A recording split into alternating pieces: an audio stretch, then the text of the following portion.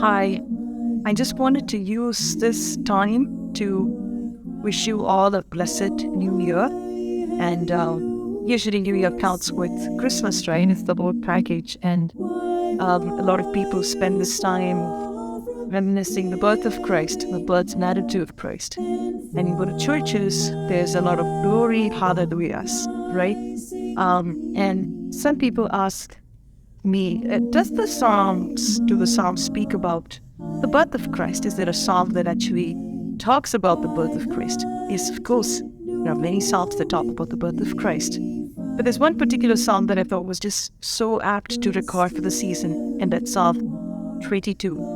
Now, some of you who might have read Psalm 22 might just step back and say, wait a minute, isn't Psalm 22 really talking about the death of Christ and the suffering of Christ?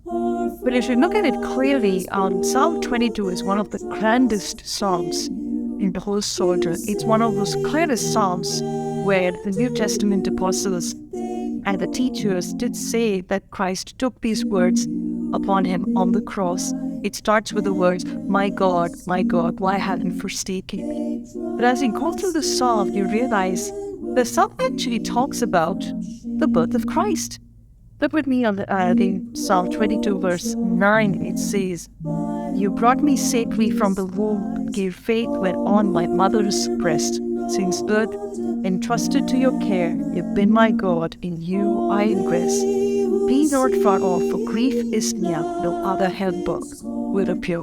I am reading the rhythmic version from the Psalter, which is the book of Psalms for worship, which I'm used for seeing. And as you can see in this version, Christ is clearly reminiscing his birth. And not just some hallelujah celebration of his birth in a very joyful tone, but he's looking back and remembering how from the mother's womb, God was always his help and carried for him. And he's basically dialoguing with God, saying, you've taken care of me from my birth, will you not also take care of me on the cross? So if you look at it, the language of the Psalter in celebrating the Incarnation is not separated from the rest of Christ's life. As Psalms 22 beautifully portrays Christ's birth, Christ's life, Christ's suffering, and Christ's brutal murder on the cross, Christ's humiliation, and Christ's exaltation are all celebrated together as it's written in the Psalm, in Psalm 22.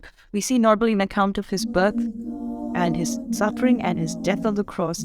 If you look at the latter part of Psalm 22, we also look at his exaltation. It clearly portrays that all ends of the earth will turn to him, and all nations will come to him, and a seed will arise to do his will, which is Jesus. And it's a beautiful psalm where the nations will all come to worship him. And what more does it talk about but the exaltation of Christ?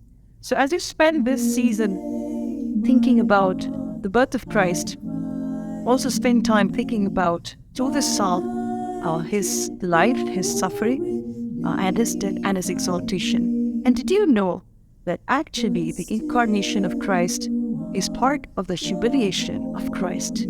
So what we think of today as the celebratory act, a celebratory event, was indeed a great humiliation of Christ, because on that night he took the garb of a man.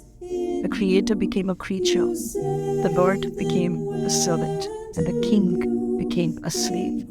So as we celebrate and as we think about our Savior, may we think about it in an all-encompassing way. And may this psalm bring great hope to you if you are suffering and you feel at the end of this year that your God is far off, because just as how this same God did not abandon his own Son, he also has not abandoned. God bless you, and a happy New Year.